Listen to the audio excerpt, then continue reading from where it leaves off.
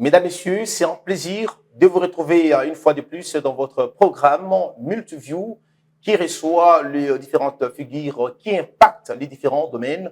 Que vous soyez pasteur, artiste, musicien, cet espace vous concerne. Merci de continuer à nous suivre sur nos différentes plateformes, des réseaux sociaux, Facebook, TikTok, YouTube. Vous nous suivez sur Hero Télévision, le canal 129 sur le bouquet Star Times. Vous nous suivez sur notre application mobile à travers le monde, herotv.net.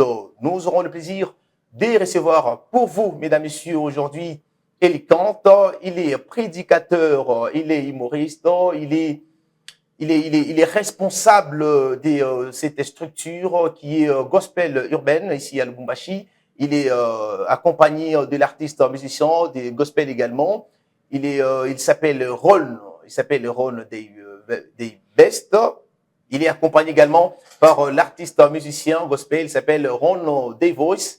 Mais également, il y a la créatrice des contenus. Elle s'appelle Abigail Makoudi. Mais sans oublier également Pierre Kassemba qui sont avec nous sur ces beaux plateaux d'Hero Télévision à qui nous disons bonjour et bienvenue.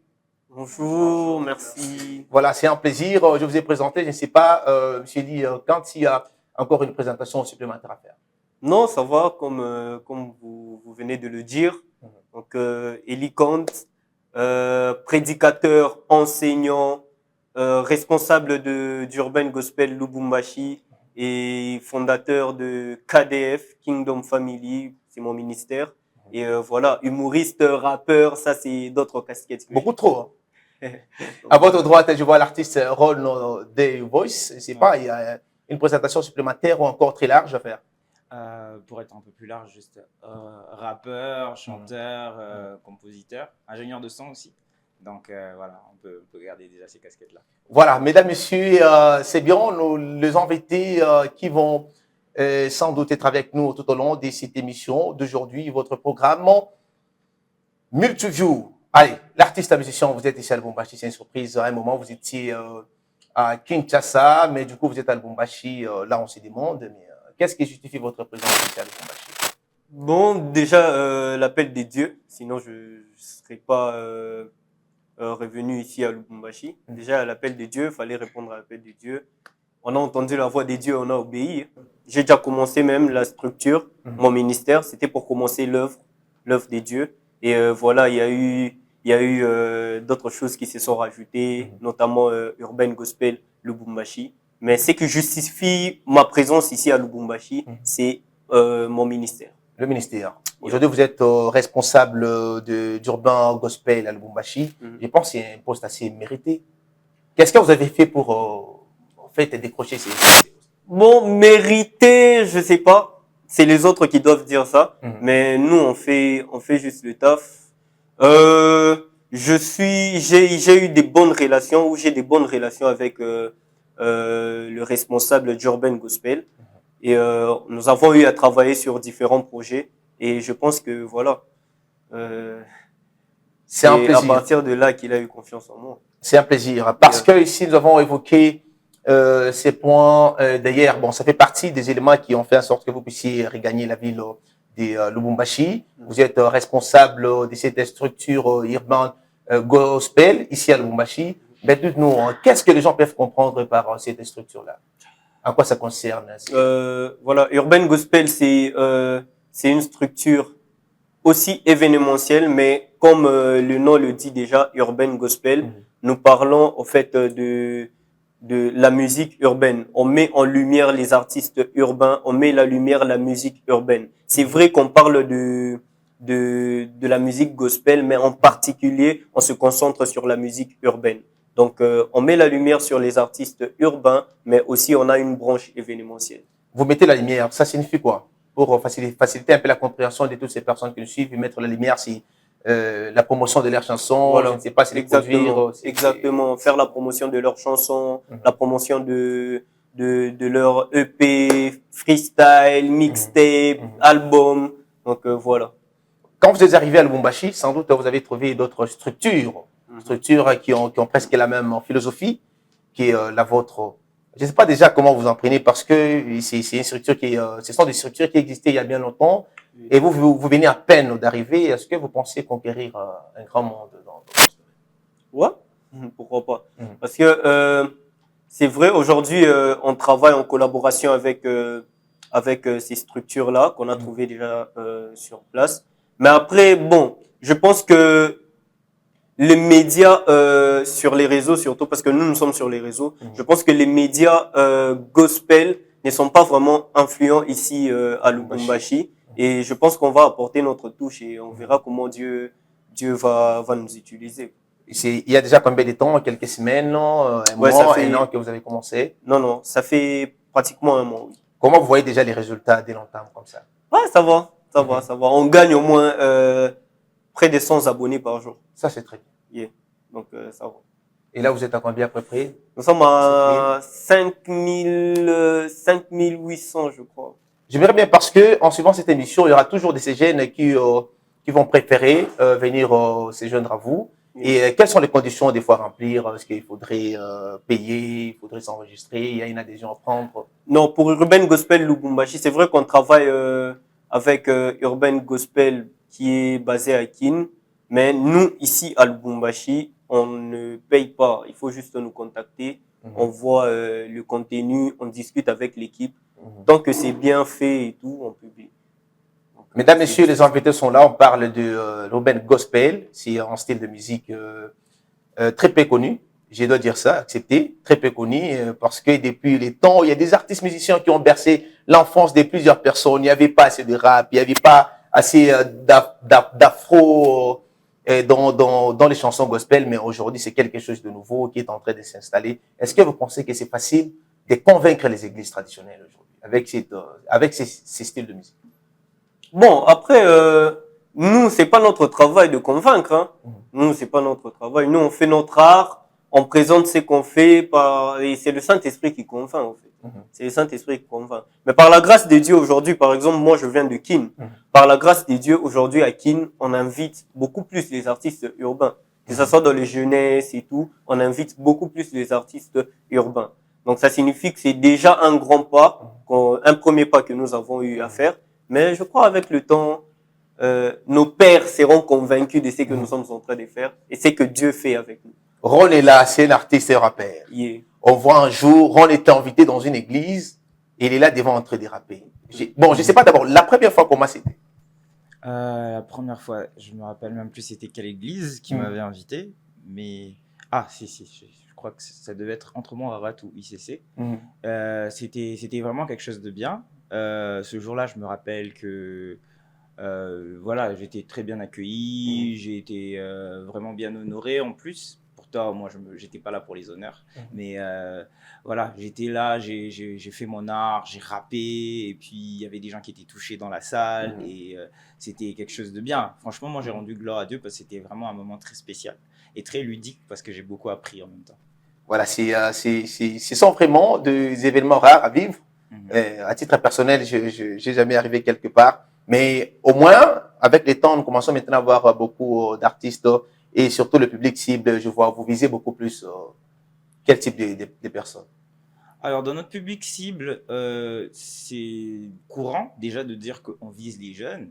C'est vrai que notre musique parle vraiment plus à des jeunes qui s'identifient au style de rap, qui s'identifient au style de R&B, qui s'identifient peut-être à l'afro. Mais toutefois, voilà, dans ce que l'on fait, c'est plus la parole de Dieu que l'on apporte. Et si cette parole de Dieu peut parler à un vieillard, peut parler à une maman qui a déjà des tas d'enfants, et que cette dame ou ce monsieur se retrouve béni au travers l'œuvre que le Seigneur fait au travers de nous. Donc, on ne va pas discriminer en disant que oui, nous, on écarte ça, on ne veut pas les papas ou on ne veut pas les mamans. Non, non. En fait, on est là juste pour apporter un message clair. C'est le message de Christ, le message de Dieu dans la vie de quelqu'un, de Dieu qui restaure quelqu'un, de Dieu qui parle à une âme. C'est ça qu'on veut apporter. Tu pouvais toutefois choisir autre style de musique pour faire passer ces messages, mais tu as opté seulement pour l'urbain gospel? Oui, oui. Déjà, au fait, lorsque Dieu appelle quelqu'un, il voit d'abord ce que la personne a. Il l'appelle avec ce qu'il a. Lorsqu'il envoie par exemple Moïse, Dieu lui dit qu'est-ce que tu as en main? Il dit j'ai une verge. Et c'est avec cette verge que Moïse va faire les signes. Même lorsque Moïse devait montrer la main qui était couverte de lèpre, c'était la main de Moïse d'abord. Ok. Donc initialement, moi, j'étais déjà fan de rap. J'étais déjà en fait une personne qui écoutait du rap et je ne chantais pas particulièrement, par exemple, de la rumba ou autre. Je m'identifiais pas facilement à ça. Mais par contre, le rap, c'était quelque chose qui me parlait. Du coup, lorsque le Seigneur vient et qu'il m'appelle, il m'appelle avec les instruments que j'ai déjà en main, c'est que j'avais à mon possession. Et d'ailleurs, lorsqu'il m'appelle, c'est comme ça qu'il m'aiguise à devenir même un meilleur rappeur, à devenir un meilleur compositeur. Et j'apprends beaucoup de choses et j'apprends encore. Voilà. Regardant comme ça, et c'est que vous dites, personne ne peut croire que ça vient vraiment de vous. Bandana à la tête, je ne sais pas, la musique gospel influence même votre style vestimentaire apparemment. Gospel urbain. Ouais. Apparemment, ça influence même votre style vestimentaire. Ok, parler de style vestimentaire, parler de style par exemple de parler, parce qu'aujourd'hui j'entends très souvent cette récurrence qui revient sur les jeunes où on dit tels ce sont des wesh. J'avais encore du mal au fait à les wesh en Christ. Oui, à comprendre ce que ça voulait exactement dire, mais quand on m'explique, pour moi j'ai pas très bien accueilli la chose, de dire que ouais tels sont des wesh, tels ce sont des tels et autres et autres. Pourquoi? Parce que nous sommes issus chacun de différentes cultures, de différentes communautés et autres et autres et autres. Vous voyez, par exemple, quand nous on était petits et que quelqu'un se faisait raser la tête complètement, nous on se moquait de lui, on disait ah Postolo, chaque fois ça Postolo, tu es comme voilà, c'est personne là qu'on appelle Postolo. Mais aujourd'hui, voilà, c'est quelque chose où on a envie, on se dit ah ouais, avoir de la barbe, beaucoup de jeunes on les voit aujourd'hui, ils ont de la barbe et puis ils se rasent la tête volontairement. Et donc les différentes cultures et les différentes manières de faire sont propres à ce que l'on veut émettre et à qui on veut toucher. Aujourd'hui, je fais du rap en tant que jeune rappeur, en plus, en tant que jeune serviteur. Je n'aimerais pas que lorsque, par exemple, je parle à un païen qui se dise ouais, toi, tu es un peu lourd parce que tu vois, vous, les cravates, vous, les chemises, vous êtes toujours avec des versets et on n'arrive pas vraiment à s'identifier à vous. Non, moi, j'aimerais qu'un jeune, quand il me voit, il se dit, il porte un bandana comme moi, il a un pantalon jean comme moi, mais il a quelque chose en plus, c'est le Saint-Esprit. Il a la parole. Je sens que dans ce jeune, il y a quelque chose de Dieu qui émane de lui. Ça veut dire que même moi qui suis dans ma position de jean, de basket, ça veut dire que je peux aussi connaître Dieu. Et franchement, juste un simple témoignage comme ça, pour moi, c'est quelque chose de très, très, très fort. J'aimerais au fait vraiment amener des gens à quitter les codes de ce qu'on nous impose par moment, chemise, cravate. D'accord, c'est très bien, c'est très approprié. Surtout quand on voit les personnes vers qui on va. Lorsque moi, je vais vers un pasteur qui doit m'accueillir, voilà, je mettrai peut-être un costard et autres. Mais lorsque je dois parler à un jeune, je me dis, j'aimerais qu'il sache que je suis comme lui et qu'il est aussi comme moi et que ce que j'ai, lui aussi peut l'avoir. Et ce que j'ai, c'est Dieu et lui, je veux qu'il ait aussi Dieu. Très bien. Je reviens d'un moment à l'autre. Et d'ailleurs, je signale à toutes les personnes qui nous suivent que vous allez nous proposer un acapella ici, un son, il y aura un but qui vous sera proposé ici. Et comme ça, les gens qui n'ont jamais dégusté vraiment un son gospel urbain, donc ce sera la première fois et ils vont voir ce que ça va faire. Alors, je reviens à vous, monsieur Elie Kant, à nous dire nous, quelles sont déjà les difficultés dont vous rencontrez? Ou bien tout va très bien déjà? Apparemment, tout va bien, mais je vous pose une question et savoir s'il y a des difficultés. Non, si, il y a des difficultés. Par exemple, ça fait, comme je l'ai dit, ça fait pratiquement 1 mois que nous avons commencé. Il y a déjà des jeunes qui se plaignent que vous choisissez déjà une catégorie des personnes que vous postez, vous ne postez pas. Mais ça fait seulement 20 posts ou 22 posts que nous avons. Expliquez-nous d'abord par rapport aux posts. Comment vous les faites? Vous postez et puis quand vous avez assez beaucoup d'abonnés, c'est... Non, nous avons notre planning éditorial. Okay. Donc, on sait que par jour, on poste ça. Et on a déjà tout planifié. Ce qui fait que, je reviens sur ce que je disais, ce qui fait que les artistes, on a déjà choisi les artistes, par exemple, ces 2 mois, on va se concentrer sur tel artiste. Okay. Mais ça n'empêche pas qu'on puisse faire la promotion des autres artistes. C'est étape par étape. Tout ça, on est un peu incompris par les artistes urbains. Il y a aussi d'autres difficultés. Vous savez, on se débrouille seul avec les moyens des bords, mais on a toujours besoin peut-être de financement, on a besoin de tout ça. Mais sinon, voilà, c'est un peu ça. Donc, le financement est peut-être l'aspect qui fait en sorte que la musique gospel urbaine aujourd'hui ne puisse pas propulser de manière spectaculaire. Bien sûr, bien sûr, bien sûr. Parce qu'aujourd'hui, moi, je veux donner l'exemple de, voilà, je donne l'exemple d'une personne comme Gali Garvey. Ok, je donne un exemple. Gali Garvey, il se dit qu'il va faire Stade Tata Raphaël. Pourquoi? Parce qu'il y a des gens, en fait, qui ont cru en lui et qui a donné de l'argent, qui ont sorti de l'argent, qui ont investi sur lui. Mais aujourd'hui, on a un El George. El George. Tu vois, on a Ron The Voice. On a Ron The Voice. Pourquoi, au fait, on ne met pas de l'argent dedans? Ils ont besoin de ça. Parce que la musique, c'est vrai, il a le talent. Mais pour entrer au studio, il faut payer. C'est vrai, aujourd'hui, on doit mettre la lumière sur... nous aussi, on veut être comme Euro TV. Mais pour être comme Euro TV, on a besoin de l'argent. Donc, c'est un peu ça. On a besoin de tout ça. Alors, le manque de tout ça, ce n'est pas peut-être parce que vous n'avez pas encore, vous n'êtes pas encore parvenu à convaincre vraiment les gens qui doivent vous sponsoriser. Non, pas forcément ça, mais je me dis au fait qu'ils sont peut-être comme Ron le disait, qu'ils sont en fait amoureux peut-être de ce qui s'est passé avant. Ils sont déjà habitués, ils sont déjà accrochés là. Quand on rencontre nos pères, quand on rencontre ces personnes, ils nous le disent, on aime bien ce que vous faites. Mais pourquoi, en fait, ils n'investissent pas? Si vous aimez, investissez. Vous voyez? Parce qu'aujourd'hui, vous voulez investir dans quoi? Aujourd'hui, il y a la plupart des jeunes qui sont, par exemple, scotchés sur du Dadju, qui sont scotchés sur du Booba. Pas forcément parce qu'ils ont envie d'écouter Dadju, mais ils ont juste envie d'écouter peut-être ce rythme-là qu'ils ne retrouvent pas dans le gospel. On a accompagné KS Bloom, regardez ce qu'il est devenu. Voilà. On a accompagné Morija, regardez ce qu'elle est devenue. Alors, accompagnez aussi les autres artistes. Vous allez voir ce qu'ils vont devenir, surtout les artistes urbains. Nous, dans l'industrie urbaine, on souffre de ça.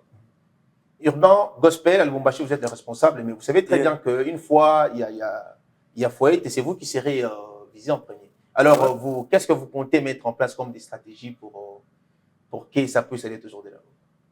Oh, déjà, on compte sur Dieu. C'est lui notre fondation. Nous, on le dit toujours. Si on tient, c'est pas parce que forcément il y a, c'est vrai qu'il y a des stratégies qui suivent. C'est pour ça qu'aujourd'hui, par exemple, sur les plateaux, on a les responsables de l'intercession qui est là. Parce que on a aussi besoin de la prière, mais les stratégies que nous avons mis en place, c'est que, voilà, on travaille pas seul. On a des collaborations avec d'autres médias, on a des collaborations avec d'autres plateformes qui peuvent nous soutenir. Et puis voilà, mais on compte vraiment sur la grâce de Dieu. Et puis, vous êtes, je ne sais pas, 3 semaines, un mois, déjà le vent, à Lubumbashi, vous sentez que ça va, ça va. Ouais, ça va. Dieu nous fait grâce en tout cas. Ok, très bien. Alors, mesdames, messieurs, nous continuons avec ce programme. Nous allons donner la parole à notre chère Abigail. Elle est avec nous, elle est créatrice des contenus. Elle aussi, voilà, elle va se présenter aussi de manière large. Bonjour, monsieur Elvis. Je suis Abigail Makoudi, créatrice de contenu et journaliste pour le compte de Urban Gospel Lubumbashi. Voilà, pourquoi, je ne sais pas, comment vous trouvez déjà le travail effectué en équipe? Comment vous trouvez, est-ce que ça va? Il y a quelqu'un qui vous a influencé? C'était par votre propre gré? Oui, c'était de mon propre gré, mais j'ai aussi été beaucoup influencée parce que j'ai connu Urban Gospel sur les réseaux sociaux. Et quand vous voyez Urban Gospel de Kinshasa sur les réseaux sociaux, c'est alléchant. Ça donne envie de faire partie de cette grande équipe parce que c'est pas seulement sur les réseaux sociaux, c'est aussi une famille. À l'interne, c'est une grande famille. Il y a beaucoup d'amour entre nous, d'union et voilà. Voilà, très bien. Alors, je ne sais pas, le contenu dont vous créez, c'est pas vous créez pour vous-même, vous créez pour les gens, et c'est quel type de contenu? Comme ça, il y aura même l'adresse, tout le monde qui nous suit peut aussi aller voir ce que vous faites. En dehors d'être créatrice de contenu pour le compte d'Urban Gospel Lubumbashi, je suis entrepreneur et j'ai une boutique en ligne, donc je suis créatrice de contenu à mon propre compte. Donc, c'est ça pour la boutique DM Shopping en ligne, et voilà. Ça, c'est très bien. Nous allons passer la parole maintenant à notre intercesseur. C'est lui qui intercède pour Urban Gospel, apparemment. Voilà. C'est qui est également, de manière assez large, Bonjour, Monsieur Elvis. Moi, c'est Pierre Kassemba, comme on l'a dit au début de l'émission, intercesseur de Urban Gospel et aussi créateur de contenu. Déjà, pour commencer, personnellement, j'ai toujours aimé la musique, j'ai toujours intéressé par le monde de la musique. Et alors, quand j'ai su que je pouvais, par Urban Gospel, me rapprocher de ce monde, ça m'a vraiment fait plaisir. Et de savoir que déjà, la première rencontre qu'on a eu à faire, entendre tous les projets qui étaient déjà planifiés, j'étais vraiment rassuré de me dire que c'est quelque chose de sérieux, c'est quelque chose qui va vraiment prendre de l'ampleur, et de savoir que c'était des personnes qui savaient ce qu'elles voulaient, ce qu'elles cherchaient, et qui avaient vraiment des objectifs précis. Alors, ça m'a vraiment fait plaisir et ça m'a encouragé à vouloir me donner encore plus pour l'avancement d'Urban Gospel. Et l'objectif, votre objectif personnel, c'est lequel? Mon objectif personnel est que, à travers l'œuvre que nous allons apporter chez Urban Gospel, que nous puissions pouvoir toucher des âmes, que nous puissions pouvoir partager l'évangile à travers la musique. Et si, comme intercesseur d'Urban Gospel, je peux vraiment faire en sorte que Urban Gospel puisse aller de l'avant, alors je vais me donner à fond, je vais prier comme il le faudra pour que l'œuvre de Dieu puisse aller de l'avant. Très bien.